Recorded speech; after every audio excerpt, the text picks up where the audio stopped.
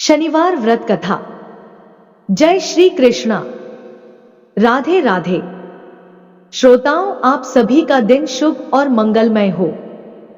आज हम सुनेंगे शनिवार की व्रत कथा। शनिवार का व्रत करने और शनिवार व्रत कथा सुनने से भगवान शनिदेव की अनुकंपा बनी रहती है। जातक के सभी दुख दूर होते हैं, उसके सब मनोरथ पूर्ण होते हैं। हिंदू धर्म के अनुसार शनिवार के दिन भगवान शनिदेव की पूजा की जाती है। शनिवार का व्रत करने और व्रत कथा सुनने से शनिदेव की अनुकंपा बनी रहती है और जातक के सभी दुख दूर होते हैं। अग्नि पुराण के अनुसार शनि ग्रह की से मुक्ति के लिए मूल नक्षत्र युक्त शनिवार से आरंभ करके 7 शनिवार शनिदेव की पूजा करनी चाहिए और व्रत करना चाहिए।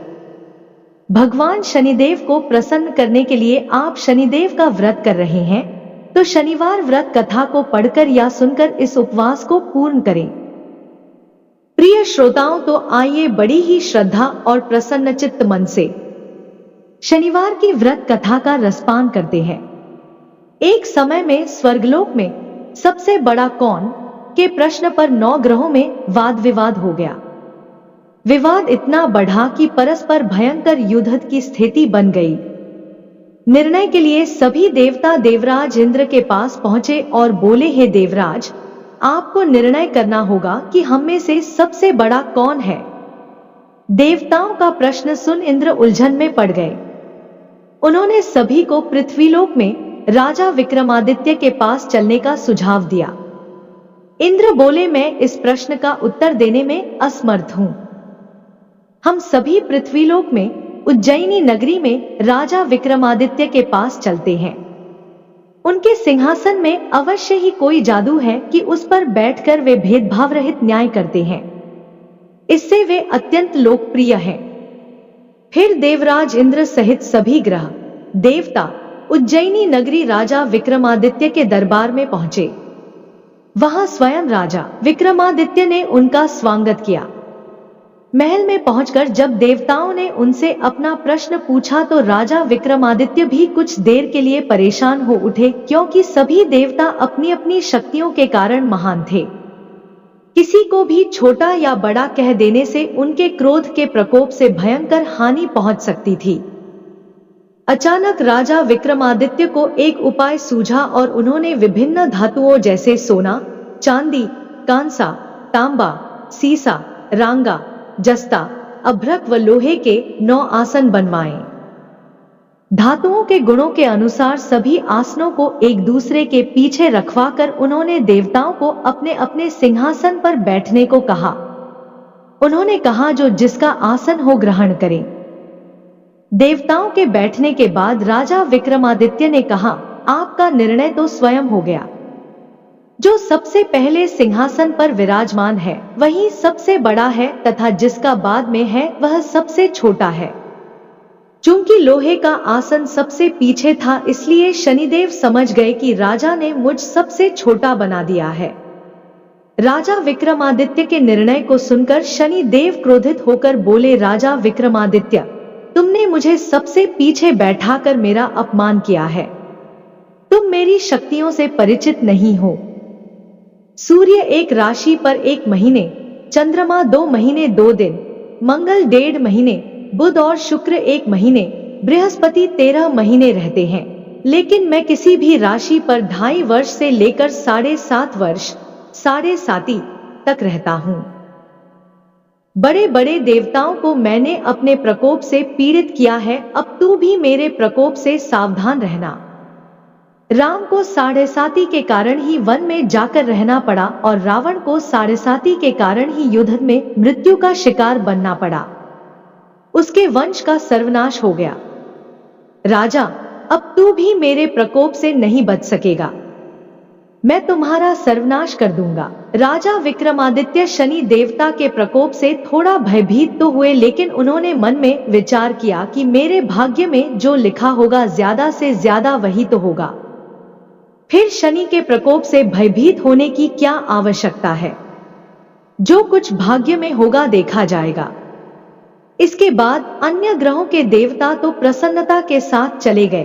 परंतु शनिदेव बड़े क्रोध के साथ वहां से विदा हुए। राजा विक्रमादित्य पहले की तरह ही न्याय करते रहे। उनके राज्य में सभी स्त्री पुरुष बहुत आनंद से जीवन यापन कर रहे थे। कुछ दिन ऐसे ही बीत गए। उधर शनि देवता अपने अपमान को भूले नहीं थे। कुछ समय बाद विक्रमादित्य से बदला लेने के लिए एक दिन शनिदेव ने घोड़े के व्यापारी का रूप धारण किया और बहुत से घोड़ों के साथ उज्जैनी नगरी पहुंचे। राजा विक्रमादित्य ने राज्य में किसी घोड़े के व्यापारी के आने का समाचार सुना तो अपने अश्वपाल को कुछ घोड़े खरीदने के लिए भेजा।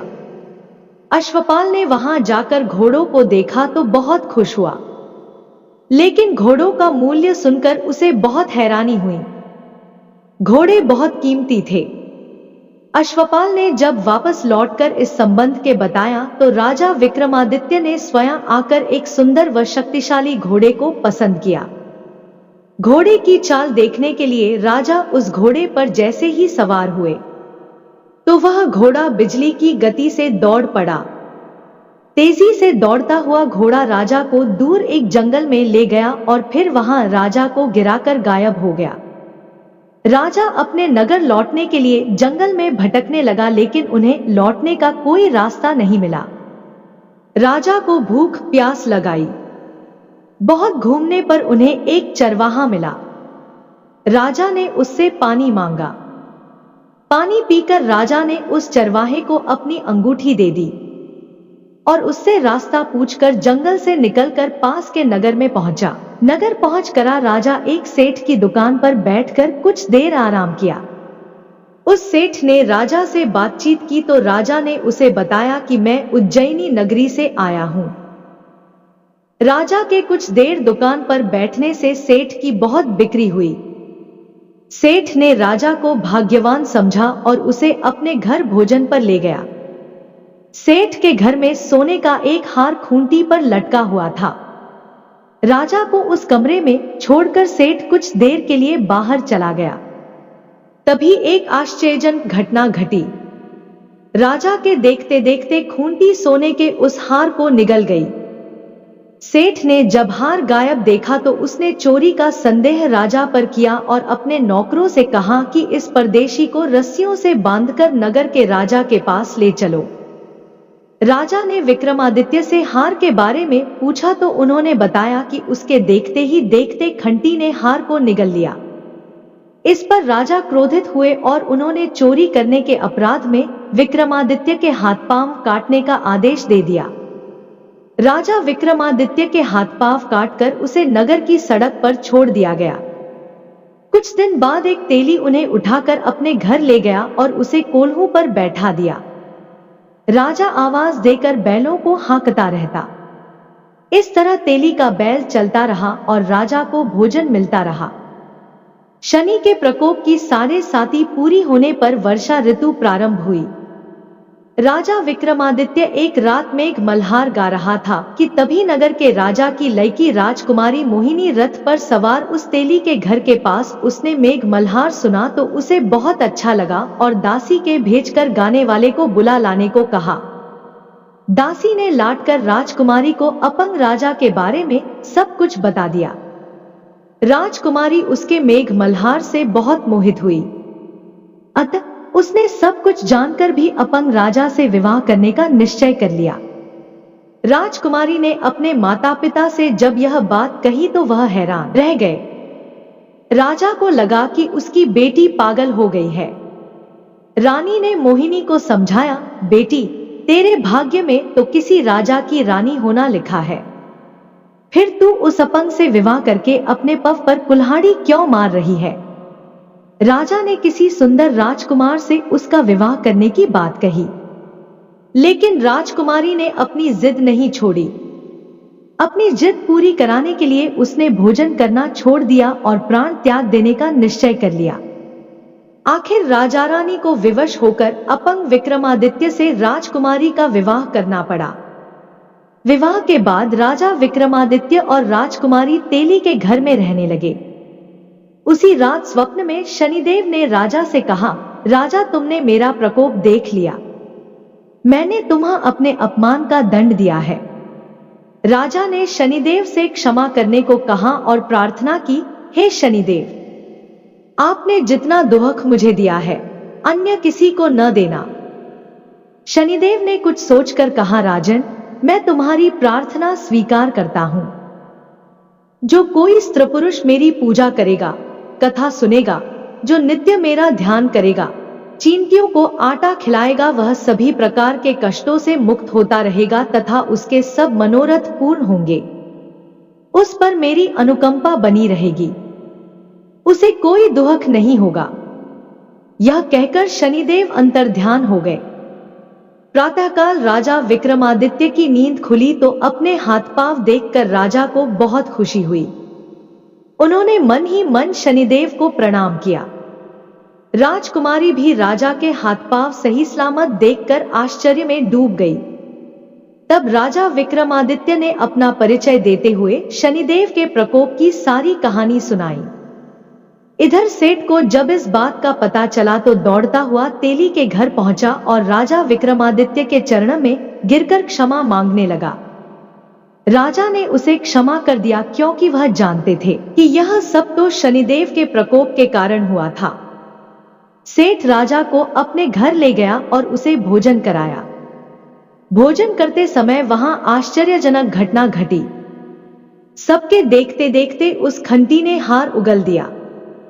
सेठ ने अपनी बेटी का विवाह भी राजा के साथ कर दिया और बहुत से स्वर्ण आभूषण, धन आदि देकर राजा को विदा किया। राजा विक्रमादित्य राजकुमारी मोहिनी और सेठ की बेटी के साथ अपने नगर उज्जैनी वापस पहुंचे तो नगरवासियों ने हर्ष के साथ उनका स्वागत किया।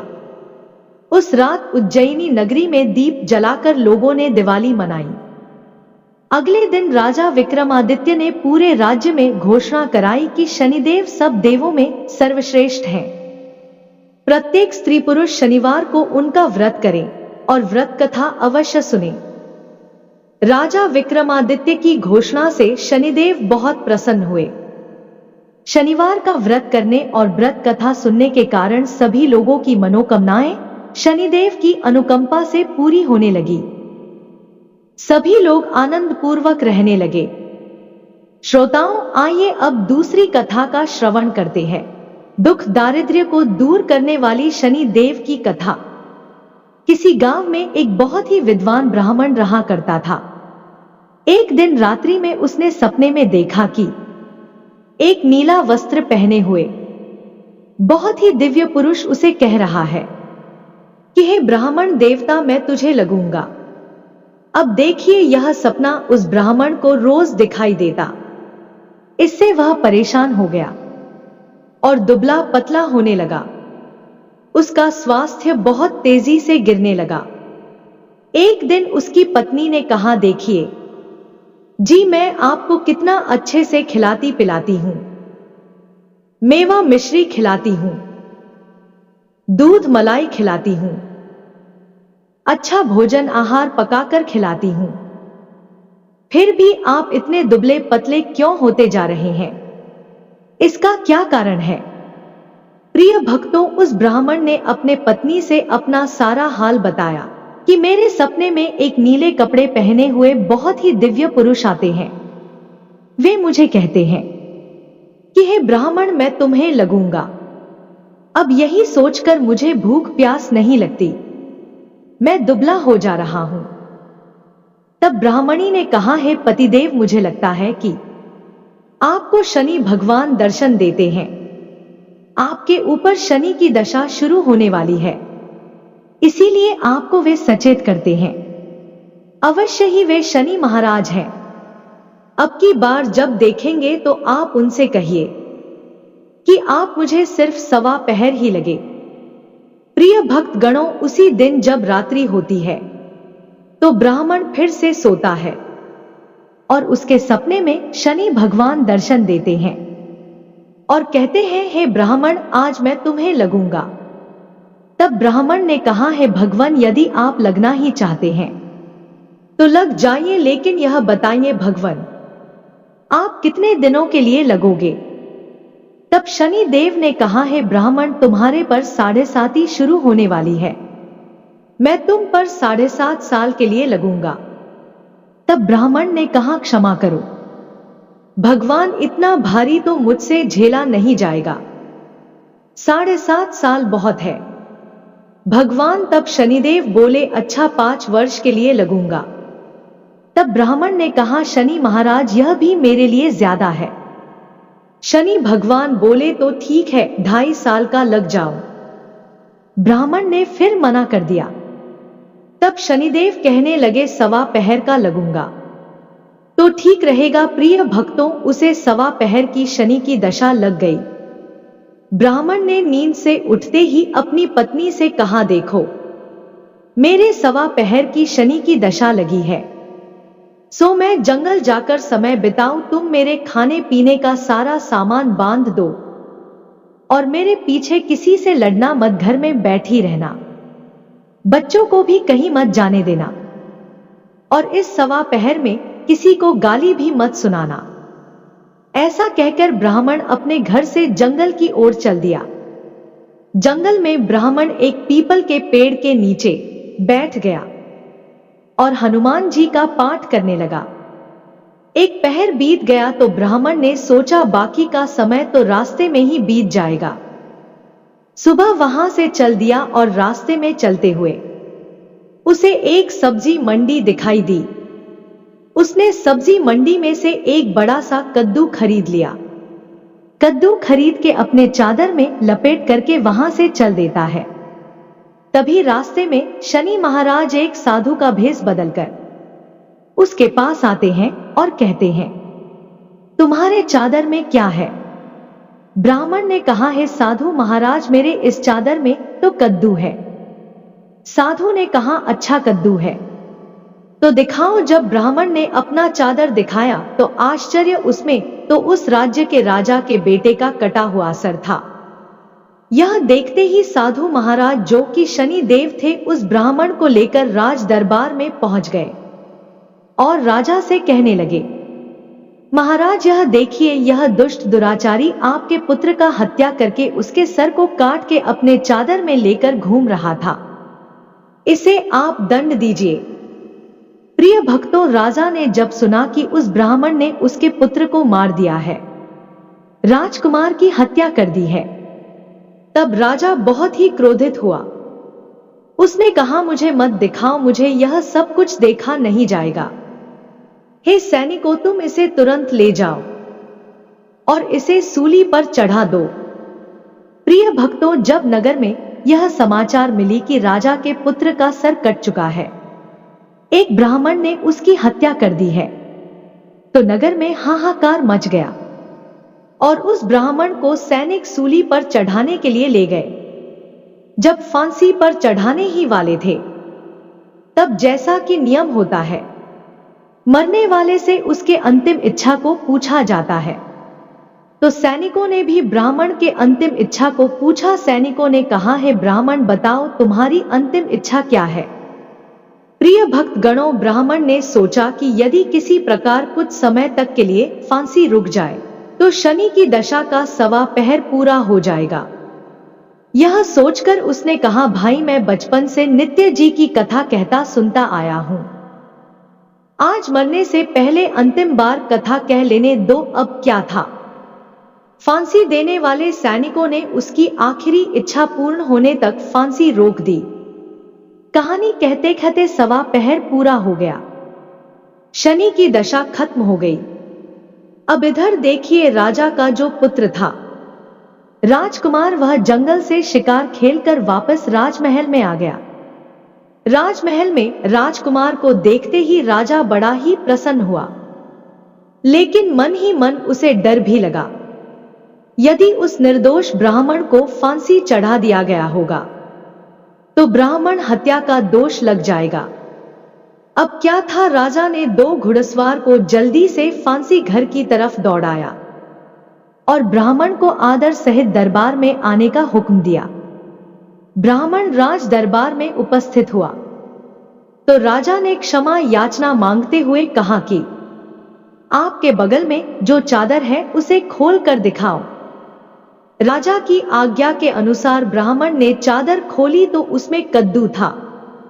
राजा ने ब्राह्मण को बहुत सा धन दिया और पूछा, है ब्राह्मण देवता, मुझे यह समझ में नहीं आया, इस सब के पीछे क्या रहस्य है, यह सब क्यों हुआ, आखिर यह सब था क्या। तब ब्राह्मण ने कहा, है महाराज, मुझे सवा पहर की शनि की दशा लगी थी, इसलिए यह सब कुछ हुआ। राजा ने कहा, है ब्राह्मण देव की दशा किस प्रकार टल है।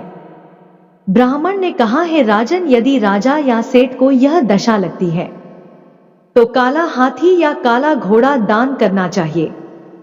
गरीब को शनि की दशा लगती है तो पीपल की पूजा करें और बोले साचा सनिचर कहिए, जाके पांव सदा ही पढ़िए, शनि की कहानी सुने, तिल तेल और काला उड़द आदि का दान दे, काले कुत्ते को तेल चुपड़ी रोटी खिलाए तो शनि की दशा उतर जाएगी। अब देखिए, राजा ने उस ब्राह्मण को कद्दू वापस कर दिया। अब घर आकर ब्राह्मण ने कद्दू अपनी पत्नी को दिया। जब उसकी पत्नी ने सब्जी बनाने के लिए उस कद्दू को काटा तो उसके बीजों की जगह हीरे मोती निकलने लगे। ब्राह्मणी ने पूछा, है पतिदेव, यह सब क्या है, इसमें से हीरे मोती कैसे निकल रहे हैं, इसे कहां से लाए हैं आप। तब ब्राह्मण ने कहा, है प्रिय, जब शनि की दशा लगी थी तो यह कद्दू कुंवर का सर बन गया था, और जब दशा उतरी है तो शनि जी ने कैसे निहाल कर दिया, हमें मालामाल कर दिया है। शनि देवता जैसे ब्राह्मण को शनि की दशा लगी, वैसे किसी को शनि की दशा ना लगे। जैसे ब्राह्मण को धन दौलत मिला, वैसे सबको धन दौलत मिले। कथा कहानी कहते सुनते हुंकार भरते सबको मिले। शनि देव ने ध्या मन इच्छित फल पाओ। जय शनिदेव। प्रिय श्रोताओं, आइए अब श्रवण करते हैं भगवान शनि देव की दूसरी कथा। यह कथा सुनने से भक्तों को मनवांछित फल की प्राप्ति होती है। नर्मदा नदी के किनारे एक गांव में बहुत ही बड़े साहूकार का परिवार निवास करता था। साहूकार की मृत्यु हो चुकी थी। घर में साहूकानी तथा उसके 2 बेटे, एक बड़ी बहू थी। साहूकानी का छोटा बेटा मानसिक रोग से ग्रस्त था। उसकी मानसिक स्थिति ठीक नहीं थी। साहूकानी की बड़ी बहू तारा को विवाह के कई वर्ष बीत गए थे, पर अभी तक उसे संतान नहीं हुई थी। तारा को सदैव यही भय रहता था कि कहीं उसके पति संतान पाने के लिए दूसरा विवाह ना कर ले। यदि उसके पति ने दूसरा विवाह कर लिया तो उसे सौतन का दुख सहना पड़ेगा। प्रिय श्रोताओं, इसी डर से तारा ने एक योजना बनाई और उसने अपने घर में काम करने वाली नौकरानी चंदा से अपने देवर चंदन का विवाह कराने के लिए अपनी सास साहूकार तथा अपने पति को मना लिया। चंदा स्वभाव से बड़ी ही दयालु तथा कृष्ण भक्त थी। वह बचपन से ही उसी साहूकानी के घर काम करती थी। उसका अपना कोई नहीं था। अब चंदा का विवाह मानसिक रोगी चंदन से करा दिया गया। कुछ साल बाद चंदा ने एक सुंदर पुत्र को जन्म भी दिया, किंतु चंदा की जेठानी तारा ने चंदा का बच्चा छीन लिया और उसे घर से धक्के मारकर बाहर निकाल दिया। और तारा ने अपने पति को भी अपने पक्ष में कर लिया। बेचारा चंदन तो मानसिक रोगी था, वह कर भी क्या सकता था, और वह साहूकानी चाहकर भी कुछ ना कर सकी। दरअसल यह तो तारा की चाल थी। उसने तो कभी चंदा को अपनी देवरानी माना ही नहीं। वह तो सिर्फ चंदा से उसका बच्चा लेना चाहती थी ताकि उसे पाल पोस कर अपना नाम दे सके। चंदा के बार बार रोने गिड़गिड़ा पर भी तारा नहीं मानी और उसे उस गांव से ही निकाल दिया। अब चंदा गांव गांव भटकने लगी। भटकते भटकते वह कृष्ण जी के एक पुराने मंदिर में पहुंच गई। वहीं पर उसने प्रभु से न्याय की गुहार लगाई। वह अपना सर भगवान के चौखट पर पटकने लगी तथा लगातार ओम कृष्णाय नमः मंत्र का जाप भी करती रही। उस स्त्री की करुण पुकार न्याय के देवता शनि देव ने सुनी तथा भगवान श्री कृष्ण के आदेश से तुरंत चंदा के पास उपस्थित हो गए।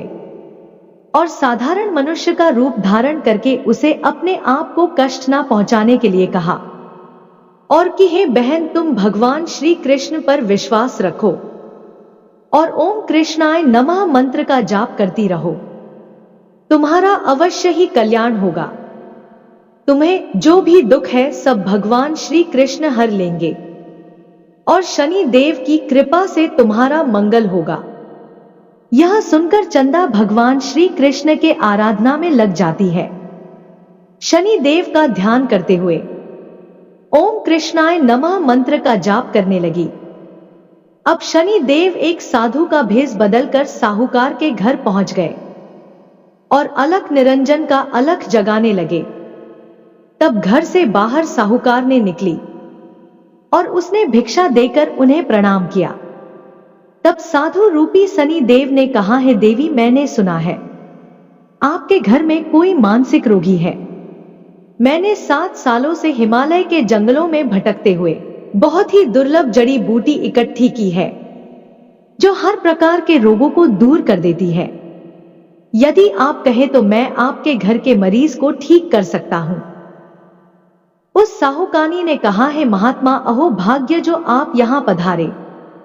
हाँ महाराज जी, मेरा छोटा बेटा जो कि दिमागी रूप से बीमार है, आप उसे ठीक कर दीजिए, आप जो चाहेंगे मैं वह आपको दूंगी, आइए घर के अंदर आइए। साहूकानी ने अपने बेटे चंदन को साधु महाराज को दिखाया जो अब चंदा के चले जाने से बहुत ही दुखी था।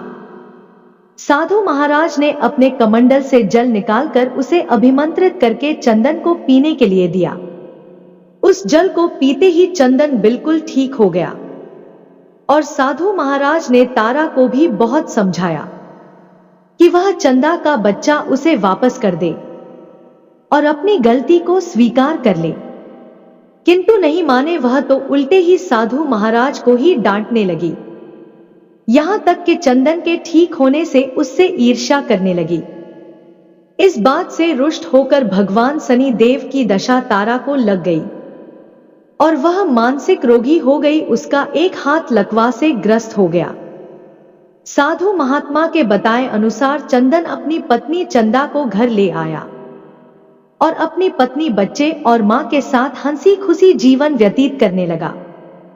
प्रिय भक्तों, तारा को शनि देव ने उसके कर्मों का फल दिया और चंदा के सिर्फ ओम कृष्णाय नमः मंत्र का जाप करने से उस पर कृपा बरसाई और उसका बच्चा, पति, परिवार वापस मिल गया। उसका पति स्वस्थ हो गया। जय शनिदेव, जय जय शनिदेव, ओम नमः शिवाय। प्रिय श्रोताओं, कथा को समाप्त करने से पहले बहुत ही महत्वपूर्ण जानकारी के विषय में साढ़े साती क्या होती है, इससे लोग क्यों डरते हैं।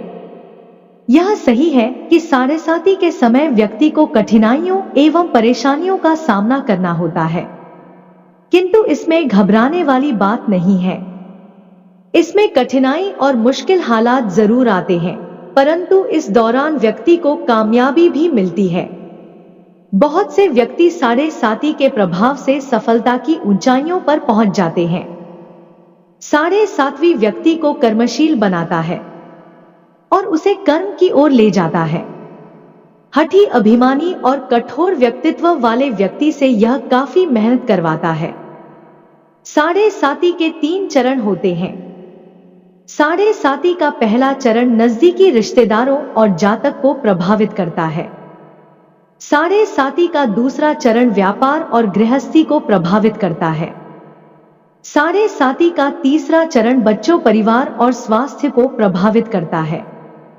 भगवान शनि देव न्याय के देवता है। यह कभी भी किसी को ऐसे ही दंड नहीं देते। यदि दंड देते हैं तो उसे उसके साथ बहुत ही बड़ी शिक्षा भी देते हैं। जैसे एक माता अपने पुत्र के गलती पर उसे दंड देती है, उसकी भलाई के लिए, उसे सही मार्ग पर जाने के लिए, ठीक वैसे ही शनि देव कर्म और न्याय के पथ पर चलने के लिए मनुष्य को दंड देते हैं ताकि वह डर कर आगे ऐसा कार्य ना करे और अपने जीवन को सरल और सार्थक बनाए। भगवान शनि देव तो न्याय के मूर्ति है। इनकी पूजा तथा भक्ति करके व्यक्ति धन दौलत से संपन्न हो जाता है। सफलता की नई ऊंचाइयों को छूता है, जीवन में तरक्की करता है, घर में सुख समृद्धि वैभव का आगमन होता है, व्यक्ति का जीवन सुखमय हो जाता है। भगवान शनिदेव को प्रसन्न करने के लिए शनिवार के दिन पीपल के पेड़ के नीचे शाम को दिया अवश्य ही जलाएं और कुत्ते को तेल से चुपड़ी रोटी खिलाएं। शनिवार को जल में तेल डालकर पीपल को जल चढ़ाएं। इससे शनि देव अत्यंत ही प्रसन्न होते हैं। और महामंत्र ओम कृष्णाय नमः मंत्र का जाप भी करें। आशा करती हूं कि आपको कहानी पसंद आई होगी। कहानी पसंद आए तो चैनल को सब्सक्राइब करें और वीडियो को लाइक और शेयर करें। जय श्री कृष्णा। राधे राधे। आपका दिन शुभ और मंगलमय हो।